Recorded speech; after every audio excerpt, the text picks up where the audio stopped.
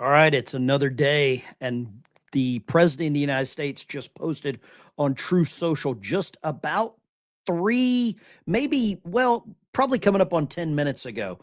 He made this post on True Social, and what you're seeing in Iran is much bigger than just an Iran peace deal right now. I think the cat is out of the bag. This is the information that has probably slowed down all negotiations. Trump put them on notice. There is either a great deal or there's no deal at all. But this is bigger than just Iran's nuclear program. Trump is trying now to basically tie in the entire negotiation to a massive Middle East realignment through the Abraham Accords. And if you don't know what the Abraham Accords, we will get to that in just a second. And if this works, this could reshape the entire region. If it fails, he's warning it could be back to the battlefront, bigger and stronger than before. Trump issued an ultimatum to Iran: make a real deal, face the consequences. But buried inside of this statement is something much bigger than a standard nuclear negotiation. Trump is trying to force a regional alignment. Saudi Arabia, Qatar, the Gulf states, even Iran, into a broader peace framework under the Abraham Accords. This is not small diplomacy. This is a strategic power play. And if Iran refuses, Trump is making it clear the alternative is not endless talking. The alternative is pressure, isolation, and possibly more military force. But Trump is not just negotiating with Iran. He is trying to reorganize the entire Middle East. If you don't know what the Abraham Accords are, we're going to go into that. But this is bigger than the Iran deal, much bigger. This gets the entire Middle East on the same page, and it brings back a level of order in that area that we've probably not seen, sadly, since Saddam Hussein. He controlled the Middle East. And whether you like him or you love him, the guy was a horrible human being, but he kept the Middle East running smoothly, like a crime boss, like a mob boss, like, John Gotti, I guess, the Godfather. But this deal is much bigger. Trump is connecting the Iran negotiations to a wider regional settlement involving Saudi Arabia, Qatar, the UAE, Bahrain, Egypt, Jordan, Turkey, and Pakistan. That's why the Secretary of State, Marco Rubio, is in that region, traveling around, racking up the air miles, just the only way that he knows how.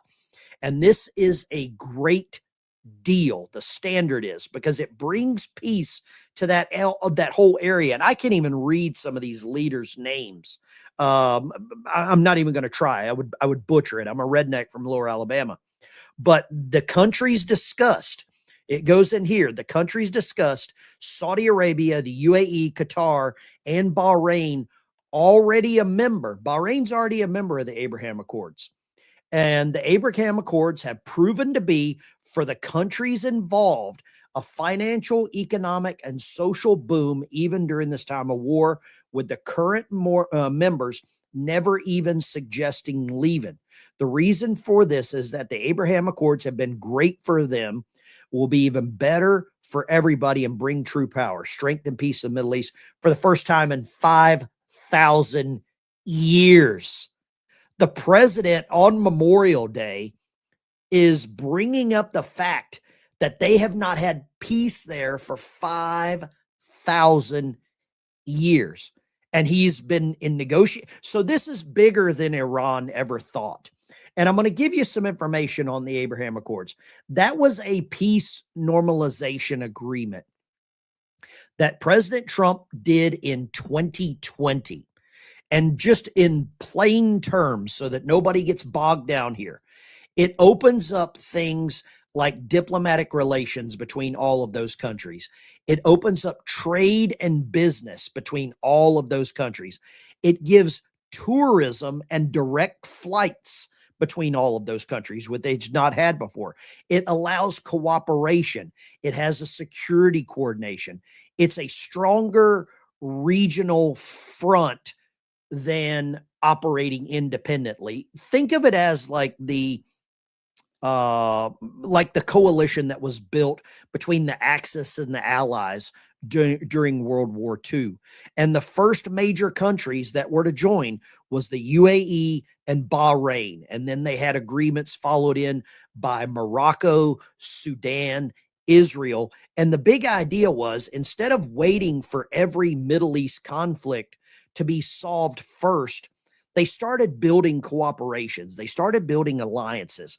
And the Abraham Accords were basically, in my opinion, one of Trump's biggest accomplishments in 2020 during his first term, right? And getting Israel and Arab nations to stop acting like permanent enemies. Just put down your religious beef and let's keep the world spinning. Let's keep blue water in the ocean, blue skies, clear skies above, and let's work these things out rather than starting to just nuke everyone. And this could be, if there is a way that this works out, this could be the absolute biggest thing to happen in that region since the Abraham Accords were started in 2020. The standard is that we either get a deal or no deal. It's all or nothing. And the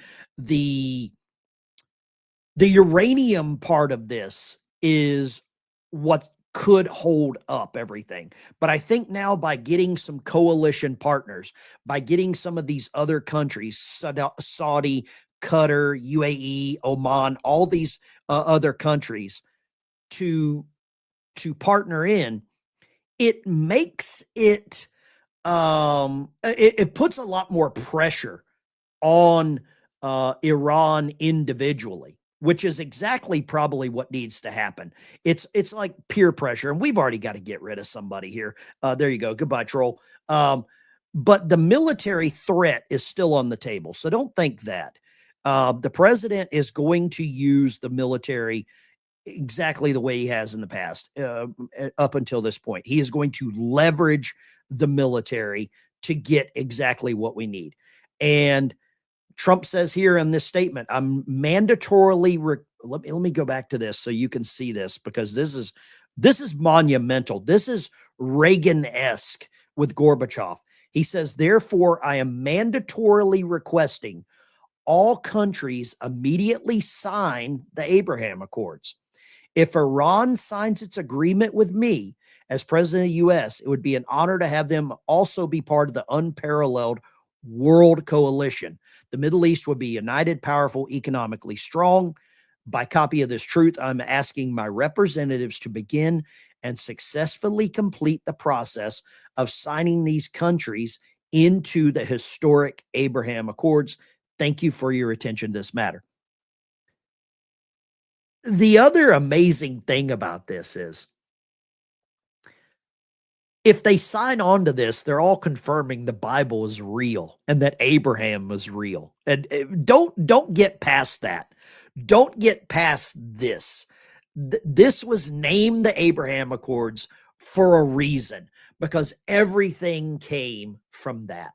There's a lot of scientific research that can trace. There's basically three versions of I think, genomes of DNA, and it traces it back to Noah's three sons. So you go do your homework there. But I've looked into this after I saw this, and it just kind of makes me chuckle, because this is the first president we've had that's really on a destination for peace. It seems like that he really wants to get some peace in the Middle East, and not only in the Middle East, but around the world. Ukraine and Russia is its own worst enemy, I guess, but hopefully we get there in that part as well. Veterans, post your branch of service. Today's Memorial Day. I've got a couple of things planned for the Memorial Day show this morning, but I really appreciate it. I'm going to head out soon and go and pay my respects to those that have gone before us as well. I'd love to get your opinion in the chat, what you think about this, what you think if the president of the United States gets them to sign on to the Abraham Accords, if he gets this pushed across the finish line, I think it could be monumental. Puts a smile on my face too. This is what I voted for. Yeah, exactly. It's really hard to. I think you have to go out of your way to be negative at this point. Everything's a choice, and I'm sure we've got some negative Nancy's in the chat, and that's okay. I don't really care what your opinion is. You're watching my show. I'm not watching yours. So there we go. I'm going to play this clip, and I want you to check this out and tell me what you think of this. I think this is amazing. Let's go right here, and this is in the words of the Ultimate Fighting Championship owner. Damn, I forget his name. For 250 years, this country has been defended by warriors. Men and women willing to go first, willing to take the risk, willing to do what others won't. We honor the warriors of the past, the pioneers who pushed into the unknown, who changed the way wars were fought, and helped shape the strength of a nation. We recognize the warriors of the present, the ones who carry that legacy right now. The people who show up every day, put in the work, and stand ready when this country needs them the most. And we look to the future, searching for the next ones ready to raise their hand, take that oath, and become part of something bigger than themselves. Because that fighting spirit doesn't belong to one generation. It gets passed down, earned, carried forward. This is a tribute to 250 years of American warriors and the ones who will carry that legacy into the future. Fly, fight, win. Happy Memorial Day. UFC Freedom. Dana White. I don't watch the Ultimate Fighting stuff, so I apologize if I didn't know who the heck that was. I just don't watch it. It's not my jam. I would rather watch something funny or historical than people beating the hell out of each other. I've been in too many bar fights to want to watch people bar fight. But I thought it was a great tribute that the guy put together. It was posted on True Social. The President of the United States said, "Thank you." Okay, the voice and genius of Dana White. Sorry, I literally just don't keep up with the Ultimate Fighting stuff. The other thing that the president came out with this morning, man, he is full guns blazing, kind of like Yosemite Sam. He calls out the Democrats here on Memorial Day morning. This was at 5:10 a.m. He actually got up earlier than I did today. The rotten dog. Typically I'm up before him. I says, I laugh at all the Democrats, rhinos, and fools who know nothing about the potential deal I am making with Iran. Things haven't even been negotiated yet. Weak and ineffective people like Senator Tom Tillis, loser, soon out of office. And anyone that says that Trump is not draining the swamp, look at the names here. Tom Tillis, soon out of office. Bill Cassidy, massive primary loss. Bad Congressman Thomas Massey, major sleazebag, lost in a landslide to Ed Gowrain, Navy SEAL Team 6, actually. Let's see here. Almost all Democrats, people that have totally lost their way, constantly supporting bad policy, worse candidates, constantly critical of each other, and every fantastic win that he has, these people should go home and rest. They do nothing but create division and loss. And if you create division in this chat, you'll be gone like one of them. The deal with Iran will either be a great and meaningful one, or there will be no deal. It will be the exact opposite of the JCPOA. If you don't know what that is, we'll talk about it in a second. The JCPOA disaster, which negotiated by Obama, which was a direct and open path to a nuclear weapon for Iran. No, I don't do deals like that. So the president of the United States calls them out. And like I said, if you're in here to just be divisive, I have the power of the veto. I can veto your ass out of here, and I'm happy to, because I'm too positive about America to deal with what's a good term for this? Retards. I don't know any other words to deal with that, but I just not going to deal with it. I'm too salty and too proud of my service in the military, too proud of those that are also serving, too proud of those that are actually making the effort and not just sitting back and being the miserable peanut gallery, which they are. If you don't think the president of the United States drained the swamp, let's talk to Thomas Massey. Let's talk to Marjorie Taylor Greene. Let's talk to Bill Cassidy. Let's talk to John Cornyn. He's on his way out. Let's talk to all these people that have been kicked to the curb. Kamala, Joe, Tim Walz is resigning. Minnesota's probably still screwed. They're probably going to get another Democrat. They were the only state to vote for a Democrat out of 50 states during the Reagan election with Mondale. So they're, mentally deficient. There's got to be something in the water there. I'm not sure what it is, but that's just the way that this is going right now. So the president comes out on Memorial Day, puts out to the world that he's trying to get the Middle East settled all into the Abraham Accords. He wants them tucked in tight.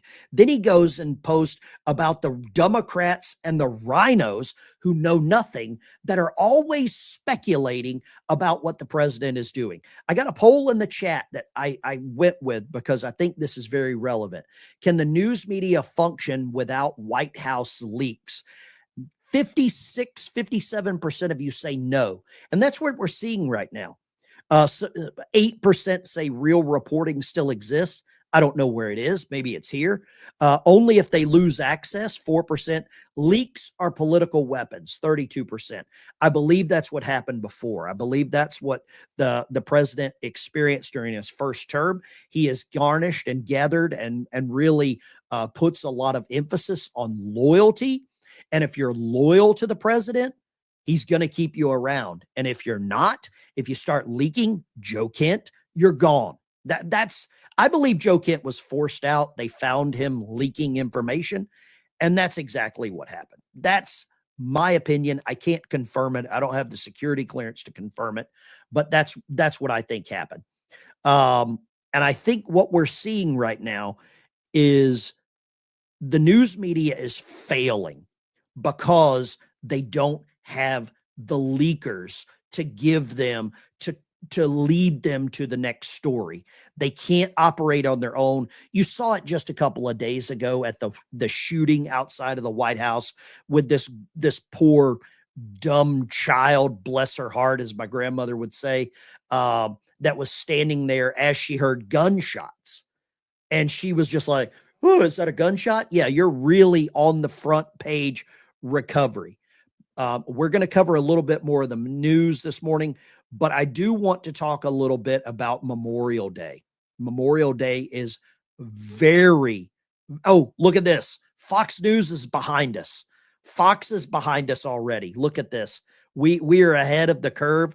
Thank you, Rupert Murdoch. President Trump announcing that he linked an expansion of the Abraham Accords going to his ongoing negotiations with Iran. During my discussion on Saturday, I stated that after all the work done with the president, try this very complex puzzle together, it should be mandatory that all of these countries at a minimum simultaneously sign on to the Abraham Accords. Is Fox News watching us? Is that what they're doing for their news now? Are they watching the Ben Dykes show to get pointers on how to report on the news? I want to show you this. Look at this. This is from 2025. This is from 2025. The president sitting in the Oval Office, and this is the post that he just posted. And I put this out this morning. Maybe for the Abraham Accords. I don't want to get ahead of myself on this one, but they say for the Abraham Accords. And by the way, speaking of that, we're going to be filling it up. A lot of countries want to come into the Abraham Accords. You know, we have 4. This was in 2025 that he said that. And Biden did nothing on that one, too. It's the same 4. But they're great countries, and they were brave doing it, and it's worked out very well. And we're going to be filling up the Abraham Accords. They're going to be, I think, filling it up very rapidly. He posted this. This was him talking about the Abraham Accords in 2025. For those that say he's playing 5 deep, 10D chess with a glass table standing over top, I think at this point you might be right. You very well could be right. Let's do this. Did Trump have this planned the entire time? I want to know your opinion on this because it seems like that this could have been planned the entire time. The entire time. I want to get your opinion on this. I've got a poll down at the bottom, 1 for yes, 2 for no. When you go back in time, if you're a time traveler and you go back to 2025 and you saw that part of the speech and you didn't pay attention to it, and then you fast forward to Memorial Day 2026, 250th anniversary, what's going on in Iran? It hits a little different. It hits just a little different now. And for all of the leakers that are not there anymore, that can't share that information, it's pretty awesome. We've got other stuff coming out this morning. This is U.S. intelligence indicates Iran's supreme leader. I don't know what his actual condition is. Who sang the song? Just checking in on what condition your condition's in. I think that's Kenny Rogers. I'd like to dedicate that song to the Ayatollah. The U.S. intelligence indicates Iran's supreme leader, Khomeini, is in hiding in an undisclosed location with limited access to the outside world, relying on a network of couriers to receive and send messages. Sounds like Joe Biden's campaign. U.S. officials say the arrangement has made it difficult for Iranian negotiators to communicate with the leadership. Sounds like the Biden campaign, causing delays in responses to U.S. proposals on a potential deal. Sounds like Biden. Khomeini has not been seen or heard publicly since before the war and is reportedly taking extreme precautions after U.S. Israeli intelligence helped create and eliminate much of Iran's senior leadership. Sounds like Biden. Officials said many Iranian leaders are spending weeks in fortified bunkers, avoiding direct communication unless necessary. Sounds like the Biden campaign. What is this guy running for president for the 2020? I had to break out the Rush Limbaugh Cup. This is an old one. This is a charter member cup from the Rush show, The Vast Right-Wing Conspiracy. And this is one of the cups you can't microwave because it's got real gold on the rim of that. This is amazing to see. What you're seeing develop in real time is historical. This is absolutely historical on what you're seeing. If you're so in the weeds with the negativity not to see all of the good things happening, man, you're missing it, dude. You are missing so much. And now, we got him. We got him again, coach. More people are coming out. Trump confirms that he made the Abraham Accords a mandatory requirement. Let's play this clip and see. I hope this is audio from the president. The Fox News alert moments ago, President Trump confirming reports that he linked an expansion of the Abraham Accords to his negotiations for an Iran deal. The president writes, during my discussions on Saturday, I stated that after all the work done by the United States to try and pull this very complex puzzle together, it should be mandatory that all of these countries, at a minimum, simultaneously sign on to the Abraham Accords. Those countries discussed are Saudi Arabia, the UAE, Qatar, Pakistan, Turkey, Egypt, Jordan, and Bahrain. Most should be ready, willing, and able to make this settlement with Iran a far more historic event than it would otherwise be if Iran signs its agreement with me as President of the United States of America. It will be an honor to have them also be part of this unparalleled world coalition. Fox News alert moments ago, President Trump confirming. I think this is amazing. I got a poll in the chat there. Should the Abraham Accords be mandatory for part of this deal? My opinion, I think it should. It would really leverage them to, it would leverage the neighbors to really get them involved in all this. Now, I'll tell you who I think this is really going to piss off. This is going to piss off all the doomers. This is going to piss off Podgastistan. This is going to piss off the Democrat Party. This is going to piss off England. This is going to piss off all of the banks in London, Lloyd's of London, which causes what I believe a lot of leverage on the cost of oil and cost of goods and services coming through the Straits of Hormuz. I think after a couple of conversations that I've had offline with some people that I cannot mention, I cannot say their names. A lot of this is coming out of the UK because they make a lot of money as an insurance broker. And whenever when you remove or you lower the risk, it lowers the cost of the insurance. In Englandistan, yes, you're absolutely right. The UK has been on the take. Let's see here. I was stationed in England in the 90s. I was there during 9/11, so I agree with you. England's gone. C-130 Hercules. Thank you very much. Lloyd's of London. That's it right there. Lloyd's of London. They're the ones that insure all of these ships. Insure ships. Try to say that 4 times fast, right? And if you lower the risk, you negate the need for this high cost of these insurance policies. And Lloyd's of London loses money. They can't, it's like you got a 16-year-old kid full of testosterone driving a Corvette. His insurance is going to be a lot. Okay. His insurance is going to be substantially higher than a 70-year-old dude driving a 51-year-old dude driving a 75 Ford F-100. That's this guy. You know who's got cheap insurance with 2 thumbs? This guy. Okay. But this is huge, guys. This is monumental that we could get to this level on this. Now, I saw somebody else coming out this morning. One of the Podcastistan guys reared his ugly head. This is General Mike Flynn throwing shade at the White House. Sorry, I can't do the Mike Flynn thing anymore. I really trusted the guy until he started hanging around with Steve Bannon, Marjorie Taylor Greene, Alex Jones, all of them. I really trusted the guy up until that point. Okay. Now I've got something here I want to play for you all. This is if you're not familiar with a guy by the name of Mike Gallagher, he's a radio guy and he's got about 2.25 million listeners.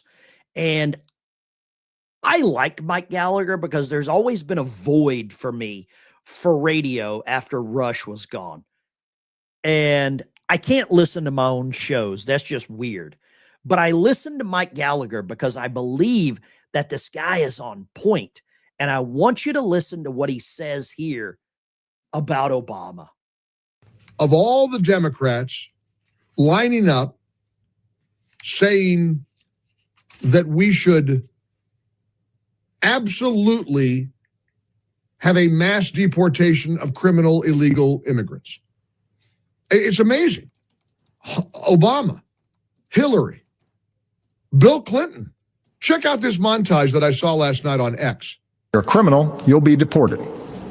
If you plan to enter the U.S. illegally, your chances of getting caught and sent back just went up. The actions I'm taking are not only lawful, they're the kinds of actions taken by every single Republican president and every single Democratic president for the past half century. I think we got to have tough conditions. Tell people to come out of the shadows. If they've committed a crime, deport them. No questions asked. They're gone. All Americans, not only in the states most heavily affected, but in every place in this country, are rightly disturbed by the large numbers of illegal aliens entering our country. The jobs they hold might otherwise be held by citizens or legal immigrants. The public service they use impose burdens on our taxpayers.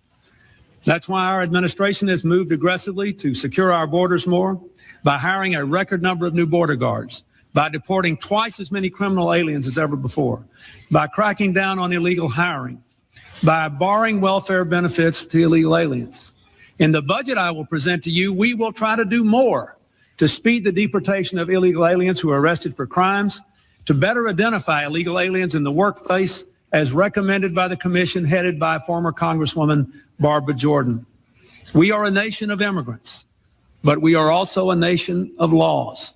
It is wrong and ultimately self-defeating for a nation of immigrants to permit the kind of abuse of our immigration laws we have seen in recent years, and we must do more to stop it. So how did we get that standing ovation? Standing ovation. How did we go from there to now liberals on TikTok calling for ICE officers to be killed? He's got a great point. He's got a great point. They were cheering the guy on. They were cheering him on. And I'm just going to say this. I put a poll in the chat right now. Did Obama almost destroy our country 12 years ago? I believe we're still recovering from this. And I don't know how long of a recovery it takes. The rot was deep. Gallagher wrote a couple of things out, just calling Obama out for exactly what it was. And if you remember correctly, Obama was very good friends with Tony Blair, former British Prime Minister. I believe he's now one of the deep state, dark closeted members of the United Nations. And he talked about Obama. It was you who on ABC News referred or referenced my Muslim faith. It was you who gave $100 million in taxpayer funds to rebuild foreign mosques. It was you who that wrote in the event of a conflict, I will stand with Muslims. These are all by Obama. It was you who assured the Egyptian foreign minister that I, quote, am a Muslim. It was you who borrowed the submission, bowed in submission before the Saudi king. It was you who sat for 20 years in a liberation theology church condemning America and professing Marxism. You remember that, preacher. It was you who exempted Muslims from penalties under Obamacare. They got off. They got off. It was you who purposefully omitted endowed by our Creator from your recitation of the Declaration of Independence. It was you who mocked the Bible and Jesus Christ's Sermon on the Mount while repeatedly referring to the Holy Quran. That was Obama. It was you who traveled the Islamic world denigrating the United States. He was on an apology tour for 8 years. It was you who instantly threw the support of your administration behind the building of the Ground Zero Victory Mosque, overlooking the hallowed crater of the World Trade Center. That was Obama. He did all of these things, and it's documented here. Mike Gallagher goes them out. It says here, it was you who refused to attend the National Prayer Breakfast. Trump just had a National Prayer Day in D.C. It was you who ordered Georgetown University and Notre Dame to shroud all vestiges of Jesus Christ before you would agree to go there and speak. But in contrast, you've never requested the mosque you have visited to adjust their decor. It was you who appointed anti-Christian fanatics to your Tsar Corps. It was you who appointed rabid Islamists to Homeland Security. It was you who said NASA's foremost mission was an outreach to Muslim communities. Tie that one together. It was you who, I hope they fly to Uranus. It was you who was the first president not to give a Christmas greeting from the White House. He hung photos of Chairman Mao on the White House tree. It was you who confused or refused to condemn the Fort Hood killer, Nadal Hassan. He's still alive. It was you who queried India, refused to acknowledge the extent of radical global jihad. It was you who funneled 900 million taxpayer dollars. Are you starting to see this now? Look at this. It was you who funded mandatory Arabic language and culture studies in grammar schools across the country. Now we know why there's a rise in homeschooling. It is you who departs for Hawaii over the Christmas season to avoid past criticism. It was you who was uncharacteristically quick to join the chorus of the Muslim Brotherhood. It was you who appointed your chief advisor, Valerie Jarrett, an Iranian who is a member of the Muslim Sisterhood and an offshoot of the Muslim Brotherhood. That is Obama. And I believe where we're at right now is a direct relation. Directly, you could draw two lines from the conflict in the Middle East directly to Obama. If you don't believe that, I think you're smoking the devil's lettuce. That's what I think. I'd love to get your opinion on it. Try to prove me wrong on this one, okay? Just try. I've got to refill my cup of coffee. And while I'm refilling my cup of coffee, I'm going to play something here that I believe is very important that every American should watch. And if you're watching my show, by God, you're going to watch it too.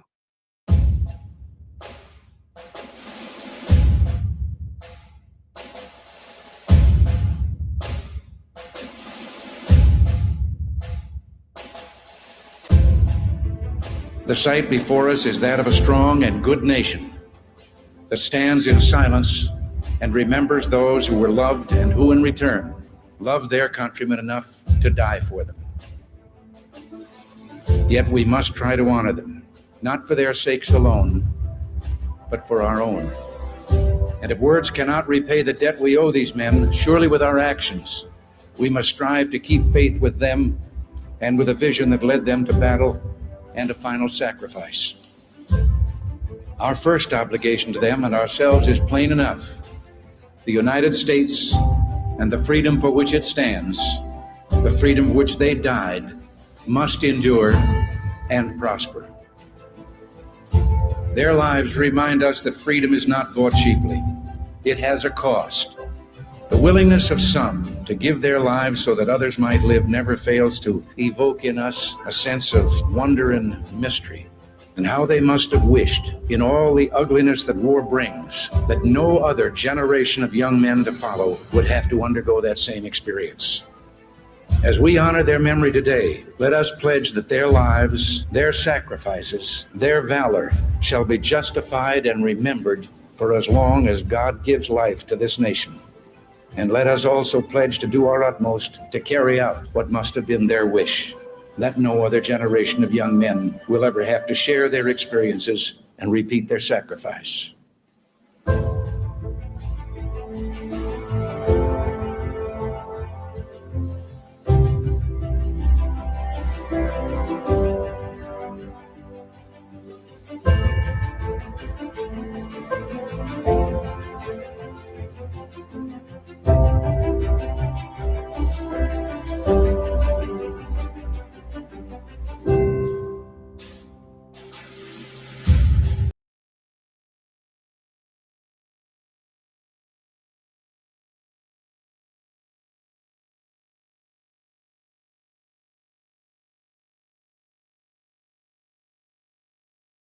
Excuse me, there's a lot of people that are agreeing with him that don't want the president to sign a peace deal. There are a lot of people that just want to bomb the shit out of Iran.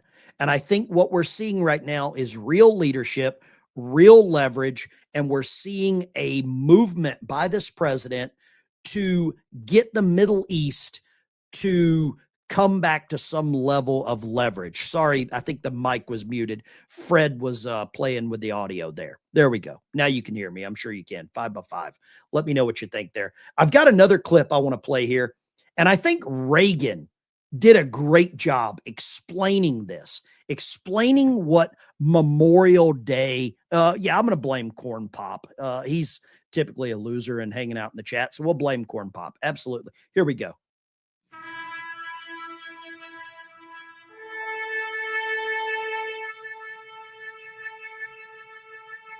In America's cities and towns today, flags will be placed on graves and cemeteries Public officials will speak of the sacrifice and the valor of those whose memory we honor.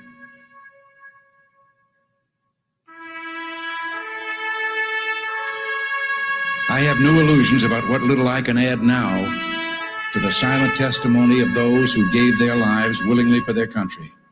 Words are even more feeble on this Memorial Day, for the sight before us is that of a strong and good nation that stands in silence and remembers those who were loved and who in return loved their countrymen enough to die for them.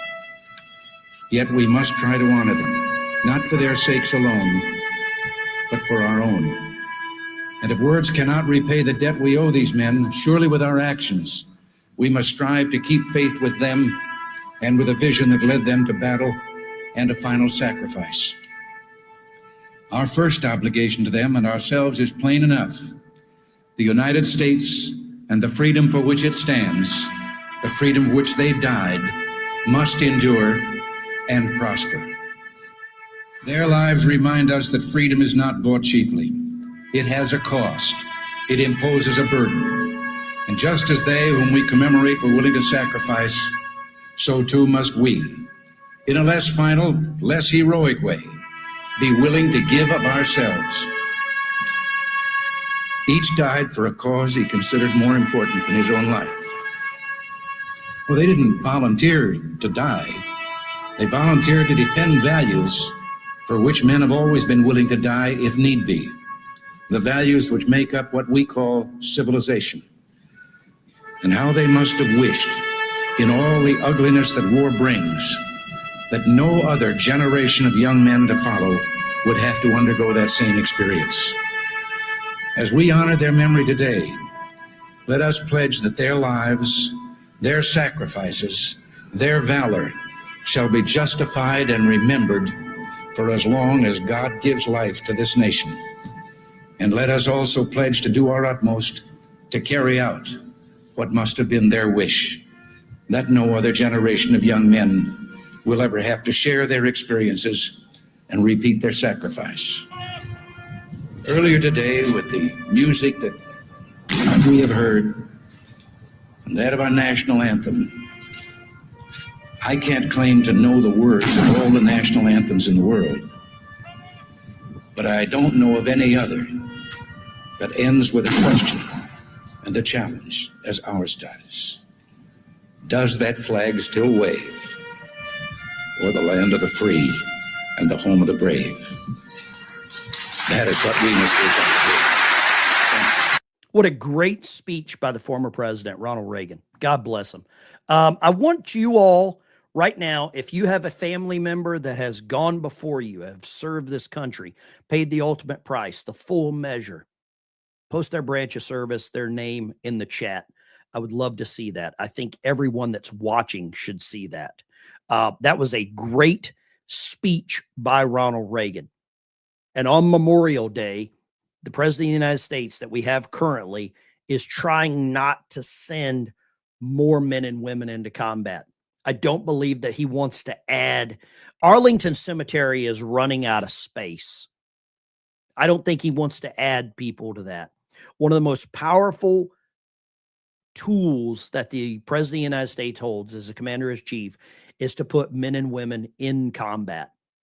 I don't believe that he wants that. I believe the biggest piece of leverage that the president has is the United States military. It is the world's insurance policy.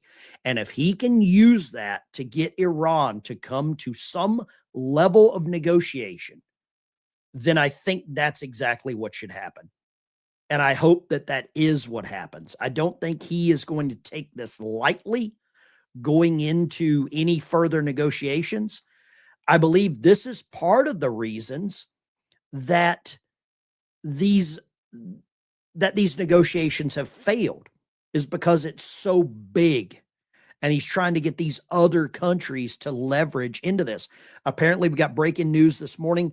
Iranian official issues new threat to America. Oh, let's check this out. This is not good. This is not good at all. Just when you think we could be at the cusp of something, This is a Dumb and Dumber episode with Iran. I'm telling you. Trump working overtime this holiday weekend to hammer out a deal with Iran, saying there can be no mistakes. That's right. The president posting this morning saying in part, quote, the deal with Iran will either be a great and meaningful one or there will be no deal. Chief Foreign Correspondent Trey Yingst is live in Tel Aviv with the very latest. Hi, Trey. Yeah, hey guys, good morning. The Trump administration says the deal with Iran is 95% complete, but there are still some final details to be addressed. On a call yesterday with reporters, a senior administration official indicated the memorandum of understanding may take several days to reach because the Iranian system doesn't move as fast as the United States would like. The official added that the current plan is to formally end the war and open the Strait of Hormuz without tolls before eventually dealing with all enriched nuclear material in Iran and not permitting further enrichment. Now, Iran will receive billions of dollars worth of assets unfrozen, along with oil sanctions waivers. U.S. officials say that will only take place if they uphold their end of the bargain. Secretary of State Marco Rubio said this today about the negotiations. We're still a work in progress. We have what I think is a pretty solid thing on the table in terms of their ability to open up the straits, get the straits open, enter into a very real, significant, time-limited negotiation on the nuclear matters. And hopefully we can pull it off. It has a lot of support in the Gulf. It has a lot of support globally. Every country that we've walked through it understands it's not just very reasonable, but it's the right thing for the world to get done. As the president said, he's not in a hurry. He's not going to make a bad deal. On Sunday, President Trump said in part on Truth Social. So that's what he came out with this morning. Okay, so we've got a lot of stuff going on. I want to give a big shout out. Multiple people have just bought me a coffee over on Buy Me a Coffee. Jesse Pryor bought me 5 coffees. Brandy High bought me a coffee. Patricia M., I'm not going to try to butcher your last name, is now a member over there. Ron Chase bought me a coffee. Use this where needed. Great live show. Thank you so much. I really can't say enough how much that this helps with what I'm trying to accomplish. There we go. I just put a link there.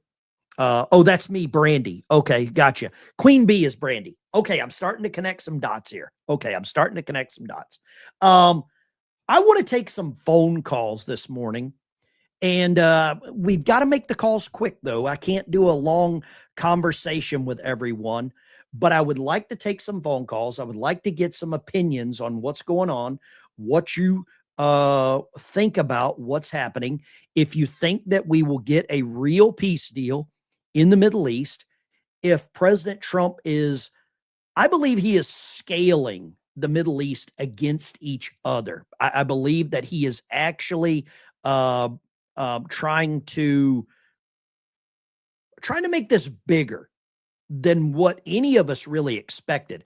So the lines are open, 615-475-7864. Turn down the audio. It's the only time I'll ask. If you just get hung up on, that's probably the best thing. Go back to a minute timer on each call. Tina, I'm going to try to do that right now. I'm going to try to go back to just a minute on the timer. If you have someone that you want recognized, make sure that you put their branch of service and name in the chat. What we got here? I see somebody here. Zappa this morning, Master Sergeant Pedro Garza, my father, United States Air Force, salute. Thank you very much. Thank you for queuing me in on the sound, John Doe, Texas, and Channel 007. Thank you very much. I am not the best at this. I'm a redneck from Lower Alabama.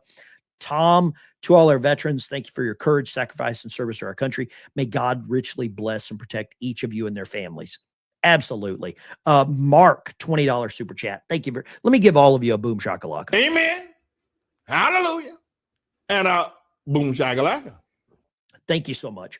But the lines are open. If you have somebody you want to give a shout out to on Memorial Day, feel free. I think today is a great day for that to happen.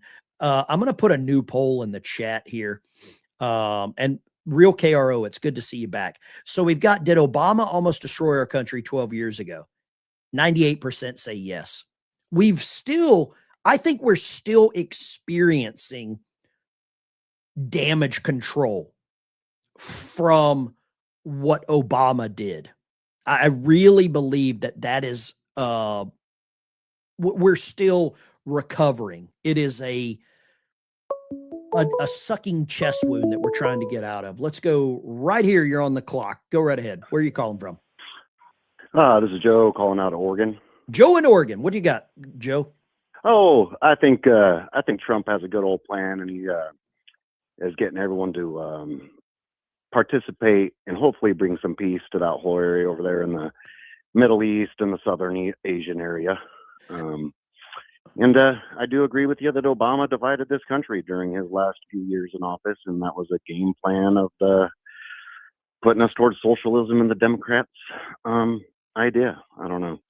But that's my general. Joe, I think you're right. I think Obama, he used a couple of things to get elected. One thing, he used white guilt. The second thing he did was get all the wine moms that watch shows like Candace Owens and The View. He convinced them that they are perpetuating white guilt, and he got them all to vote for him, and it worked. I voted twice for him. You got white guilt. White guilt. Yeah. Well, not anymore, man, but yeah. But at the time, you were like, man, I'm going to vote for this black dude. I'm going to quit watching the Jeffersons. I'm going to quit watching Sanford and Son. I was wrong. I was a closeted racist. I owe this black guy a vote. That's what you did. That's what you did. A lot of people fell for that. No, I had different reasons. I mean, I think that's Joe, I got to let you go, but thank you for the call, brother. God bless you. I think a lot of people use that mentality. Man, I watched the Jeffersons. I'm a closeted racist, so I got to vote for Obama. We're still recovering from this. We're still recovering from it. Says whatever peace deal we enter to might be wonderful for the Abraham Accords. It does nothing for the 80 or million so people suffering under the regime that are now going to feel like they've thrown under the bus. I think you're wrong. I think whoever text messaged me that, I think you're absolutely wrong. No, come on, man. Or dude or whatever. Lines are open. The long-legged Mac Daddy.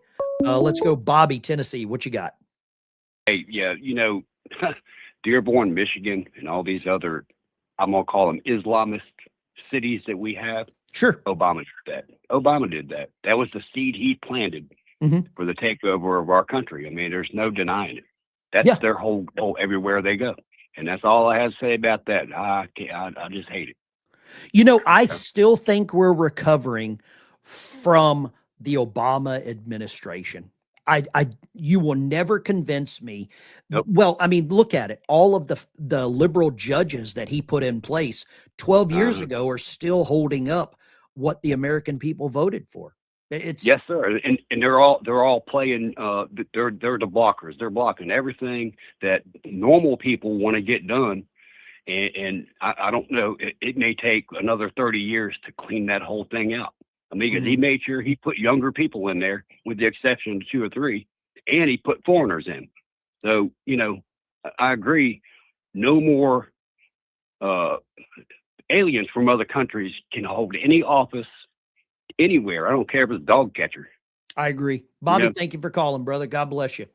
I agree 1,000%. I got my timer set 1 minute. What do you think about that? It worked great until the prison empire. I agree. Where are the arrests? We don't have 30 years.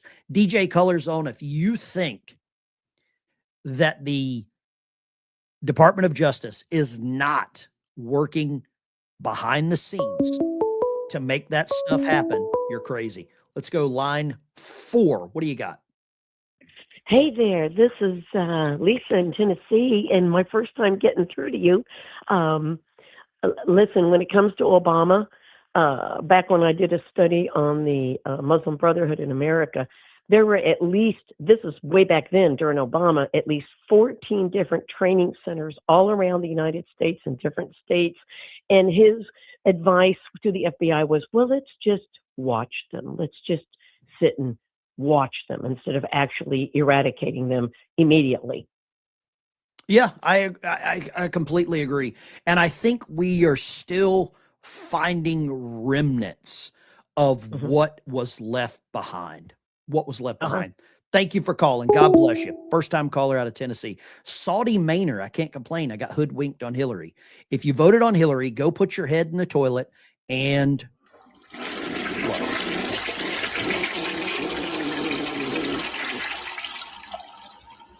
That's what I think you should do if you voted for Hillary. You should flush yourself at least once a day to remind yourself how dumb you were. Line 3, go. Hey, happy Memorial Day, Ben. How you doing? You know, I'm doing great, man. Memorial Day is a time of reflection. I think people need to realize the men and women that went before them to get us where we're at, and also understand we don't want more people to die to get us any further. We don't need that. What would you like to say, Paul? Well, you know, I've been doing a lot of thinking, and it's kind of off topic, but I finished reading this book. It's called The Untold History of the United States of America. And I think people forget how precious our country is. You know, I don't want to ramble on, but let me just ask you this question.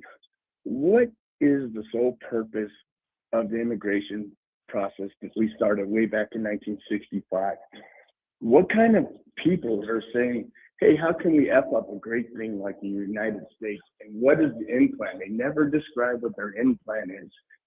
And, you know, basically I look at it like, you see Europe, they are on the brink.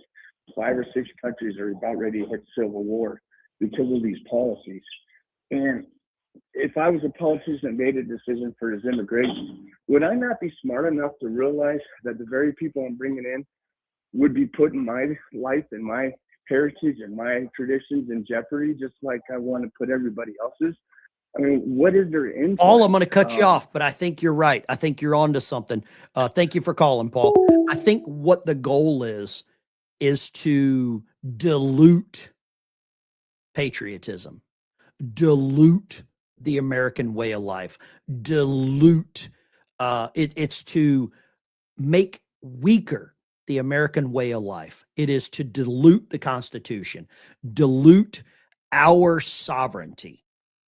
And they did a damn good job of it. They did a damn good job of it. And it was so subtle. It was so subtle. And a good friend of mine, Jameson's Travels, explained it best right here on the show. If you like ice cream, and I gave you an ice cream cone, and I said there's just a little bit of poop in it, just a little, would you still eat the ice cream? 90% of you would say no. Some of you, about 10%, would say, how much poop? How much poop is in the ice cream? I'm like, oh, you know, just a couple of molecules. You would still eat it. Well, and that's the way it's worked. Lines are open, 615-475-7864. I forget the damn number sometimes. I really do. Oil is getting a little better. There you go. Lines are open. Love to get your take on this. Dilute education. There's a lot of people in Congress that probably don't even know who Betsy Ross is. They probably don't know who that is. They probably don't know who Amelia Earhart is. They probably don't know what John Adams did. They probably don't know who's on the $2 bill. Think about how many people don't know who's on the $2 bill. How many parts per million's allowed? You're right. Lines are open, 615-475-7864. Love to get your take on what's happening. Let's go. Tommy, the Patriot Guitar Man. Good morning, Tommy. Hey, morning, everybody. Hey, respect Memorial Day. Not terribly happy, but anyway. What are you not happy about? What are you not happy about? I grew up in California, and, you know, I lived with my ex-wife, who was an actress on The Guiding Light in the Hollywood Hills. And I guess I was about 34 years old. I was flying. And anyway, she was acting. I lived across the street from J.J. Abrams when he was young. And Roy Finnis was my neighbor, the guy from The Invaders. Cool dude. Played acoustic together. Anyway, I would allow, we were house sitting this huge mansion for this junk guy who was a like very wealthy junk guy, old man, like Santa Claus. because we couldn't afford this place. And there was like a huge upstairs that we weren't allowed in, but she would use that. You got to get to the have like point. actors come over. Anyway, these actors would go up there, and I'm telling you, it was socialism. It was just groupthink, the whole thing, all the way down to the cafes in Hollywood. It started there. It spread from there on the televisions. And another thing I'll say real quick is, have you seen today's children's cartoons? They're gay, man, and weird. I Sorry. agree. Most of it's weird and gay. Tommy, Anyway, thank you for your I love call, you guys. brother. Appreciate you. Right on. If there's anyone in the chat that takes advice from a celebrity, get your head examined. Did Betsy, Somalians can't even build the boats they pirate with. You're right. Lines are open 615-475-7864. Feel free, call in. Love to get your opinion. I saw this. This is from a pastor that I follow. It says the grandpa you laughed at behind his back for letting you watch violent war movies as a kid, but who freaked out about the Disney show where the kid had two dads. That guy was right. There was evil in the war movie, but it was generally evil depicted as evil.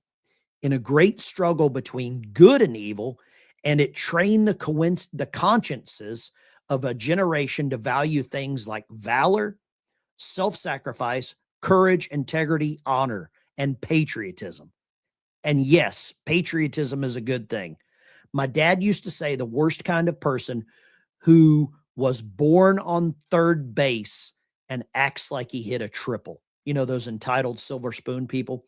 Be wise, but watch a war movie with your kids today and help your American kid understand they were born on third base because a bunch of people who died to get them 3 bases ahead. Reading that it makes the hair stand up on the back of my neck because we are the greatest country in the world because of the millions of people that died and served their country to get us here. And that's what a lot of these other people fail to realize. They fail to realize this. All of the kids protesting with the pro-Palestine bullshit. All of the people protesting for gender bullshit. All of those people that are so pro-Iran that they won't go there are full of bullshit. That's what I think. Lines are open, 615-475-7864. Feel free to give me a call. I'd love to talk to you, get your opinion on what you think is happening.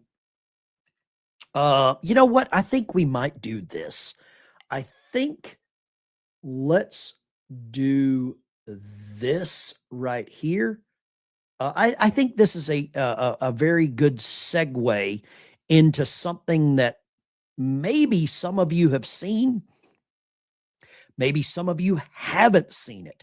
I don't care. It's my show. I am the flag of the United States of America, and my name is Old Glory.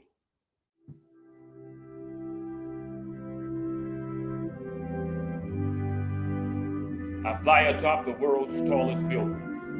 I stand watch in America's halls of justice.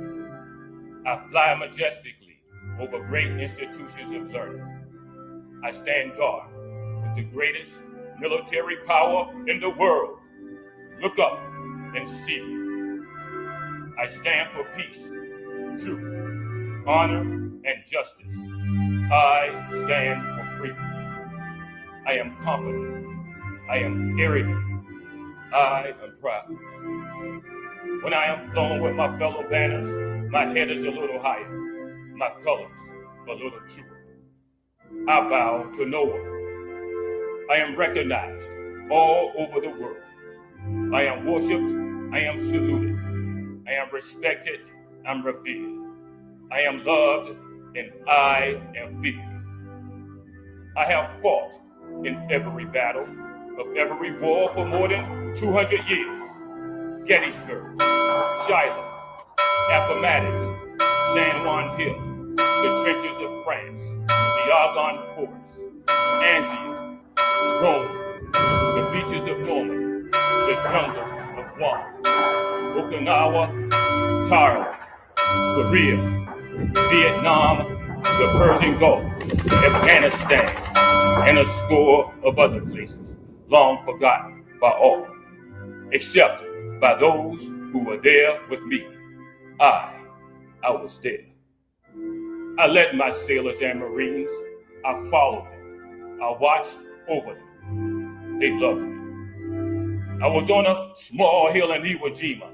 I was battle worn and tired, but my sailors and Marines cheered me. I was proud. I was at Ground Zero in New York City on September 11th as cowardly fanatics attacked America. I was raised from the ashes of once proud buildings by brave firefighters, heroes who risked their lives to save others, showing all that America, although bloodied, will never be beaten. Those who will destroy me cannot win, for I am the symbol of freedom, of one nation, under God, indivisible, with liberty and justice for all. I have been soiled, burned, torn, and trampled on the streets of my own country. And when it is done by those whom I have served with in battle, it hurts. But I shall overcome, for I am strong. I have slipped the surely bonds of earth, and from my vantage point on the moon, I stand watch over the uncharted new frontiers of space. I have been a silent witness of all of America's finest hours. But my finest hour comes when I am torn into strips and used as bandages for my wounded comrades on the field of battle. When I fly half-mast to honor my soldiers, my sailors, my airmen, and my Marines. And when I lie in the trembling arms of a grieving mother at the gravesite of her fallen son or daughter, I am proud. My name is Old Glory. Long may I wave, dear God, my God, long may I wave.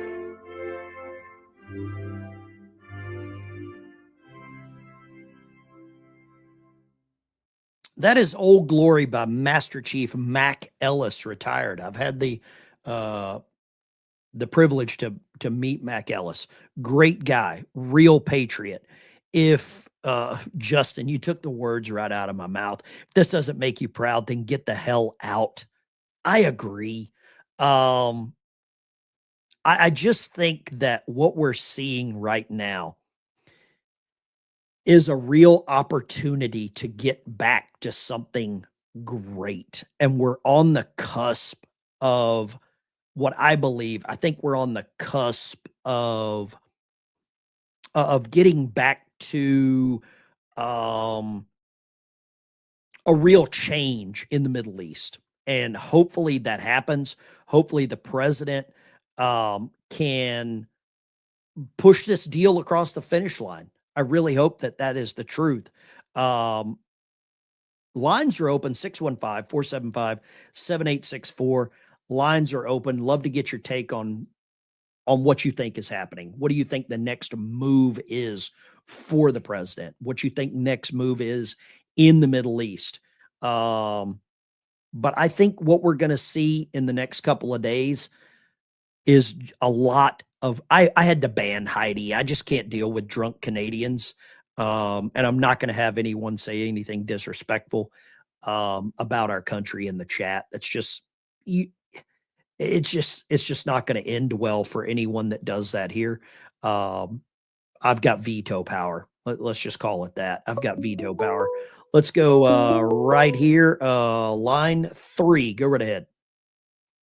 How you doing, Ben? My respects to you, sir. I'm going to try and keep this sweet and fast. Sure. To all my Native American friends, to the code talkers that I've met, to all those that have served that were Native Americans, my respects to them, as well as all of those that have served. God bless you all. Have a peaceful day if you can. Love every one of you. I salute you all. From God bless you. God bless you. Great call. Line 4, go. Hey, Ben. Yes, sir. Yeah, it's Tommy from South Carolina. Yeah, I'm just curious of why we can't stop those paid protests that are going on in our country. That's very simple. Why we can't. It's called free speech, right? I mean, they have the ability to go and protest peacefully, to go and peacefully protest together, to assemble. If you start locking down free speech and protest, we're no better than China. We're no better than Russia. I mean, that's the thing. The goal isn't to shut down free speech. It's to connect with them and find out what kind of ideology made them do that. We can't lock people up just for free speech. I mean, go read the book 1984. That's what you need to read, man. You take it easy. I appreciate the call, though. We can't just shut down free speech. We would be Beijing, right? Says they aren't peacefully protesting. They get out of hand. That's when you arrest them. That's when you arrest them. But you can't paint with such a broad brush. There's bad apples in everything. It's not free speech when those assembling are paid to protest. No, that's called a job. That's called a job. Is there something wrong with somebody paying you to go stand and spin a sign for the mattress store or the Liberty tax place? We see that all the time. I'm not saying I agree with these morons, but that's just, it's not illegal. Line 3, go. Hi, this is Gail. Turn the audio down in the background. I just can't. I can't. I wear. You know, you've got to turn the audio down in the background. First Amendment. There you go. First Amendment. Dixie, you're absolutely right. Call back. Turn down whatever you're watching on. How about that? It all starts with education. Go back to civics and social studies. My social studies teacher in the 8th grade was a World War II veteran. Mr. Prim, Primm. That dude was a legend.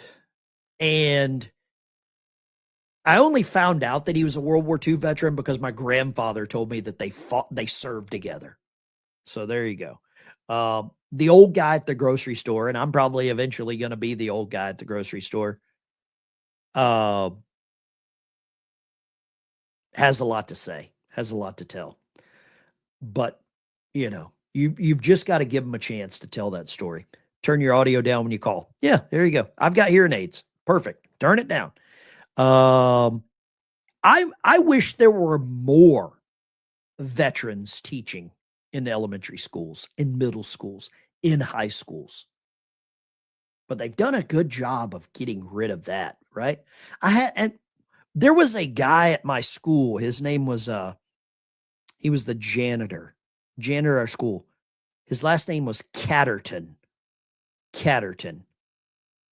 He was a Silver Star winner, World War II Silver Star guy.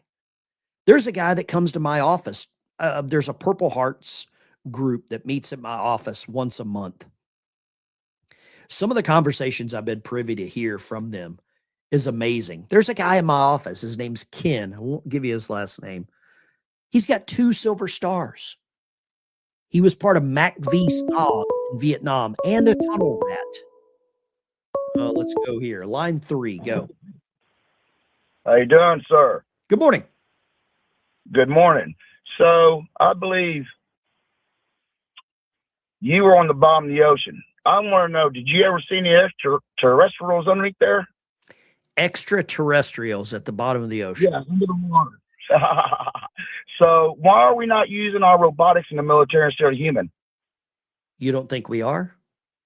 I think we are, but when everybody's talking about putting feet on the ground, I would think by now we could put the robots out there with all the weaponry they got on board.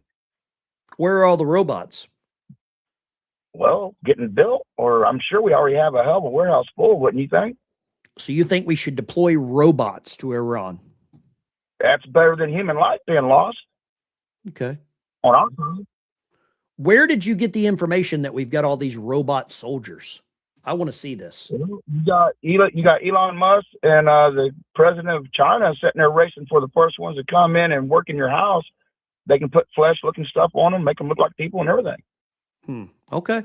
I don't know, man. I don't keep up with the robots. I really don't. But thanks for calling. Yes, sir. I didn't know about the robot soldiers. Robots sound pretty cool. Okay. Maybe we do have robot soldiers. I don't know. I haven't seen them. I couldn't tell you what I saw on the bottom of the ocean because it's classified. There we go. Lines are open, 615-475-7864. Feel free to give me a call. Love to get your opinion on what you think is happening, what you see occurring. Let me try to find this. Let's go right here. It looks like the United States Army just came out with a, what is that? Let's see here. Okay. Well, guys, gals, girls, I've got some other stuff to do. I've got to go check out, I've got to go pay my respects. I would say that. I've got to go pay my respects to some that have gone before me. When you were experiencing or enjoying your day to day, just know that it wasn't free, that it was paid for by somebody else. And with that being said, I'm going to get out of here. You guys take care. Smash the like and subscribe button, and let's roll. Chief of the Watch on the 1MC, pass the word. Dive, dive, sound 2 blasts of dive alarm, pass the word, dive, dive. Dive, dive. Dive, dive. Here we go again. Here we go again. Same old song again. Same old song again. Marching down the avenue. Marching down the avenue. We don't know when we'll be through. We don't know when we'll be through.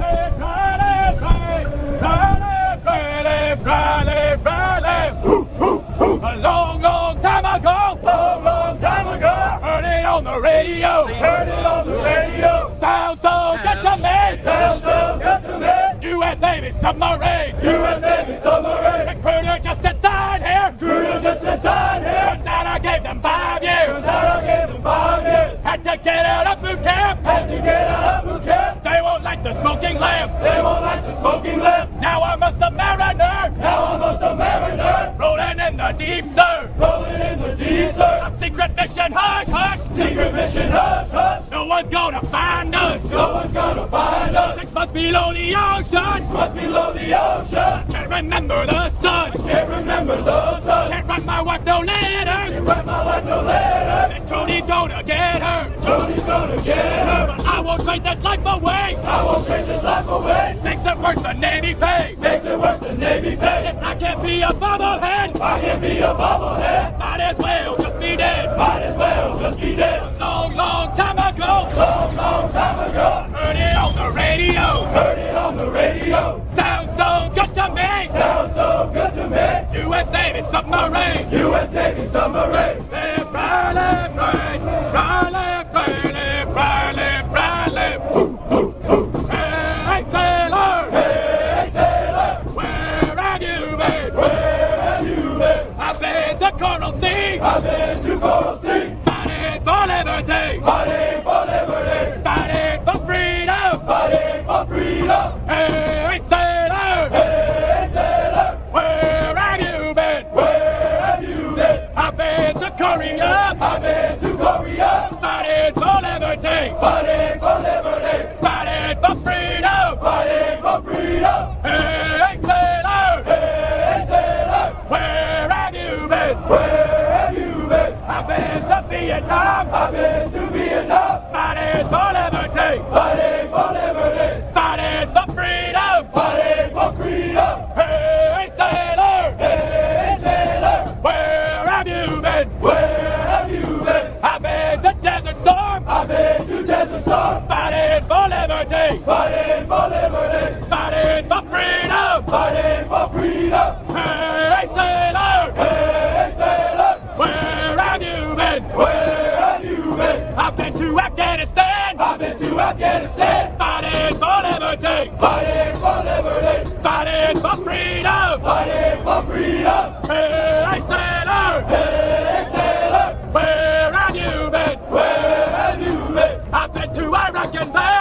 to Iraq and back. Fighting for liberty. Fighting for liberty. Fighting for freedom. Fighting for freedom. Hey, sailor. Hey, sailor. Where will you be? Where will you be? I'll be where I have to be. I'll be where I have to be. Fighting for liberty. Fighting for liberty. Fighting for freedom. Fighting for freedom. Live, cry, live, free. Cry, live, free. Live, cry, live, cry, live.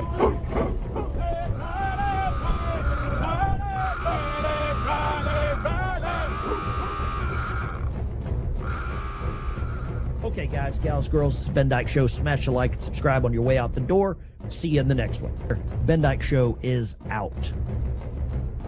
We could do boom shakalaka. We love the boom shakalaka, you know. Nobody booms and shakalakas as much as I do. I do it better than anybody. I invented it, believe it or not. A lot of people don't realize it. Rock on, salute, God bless you. Bubbleheads forever.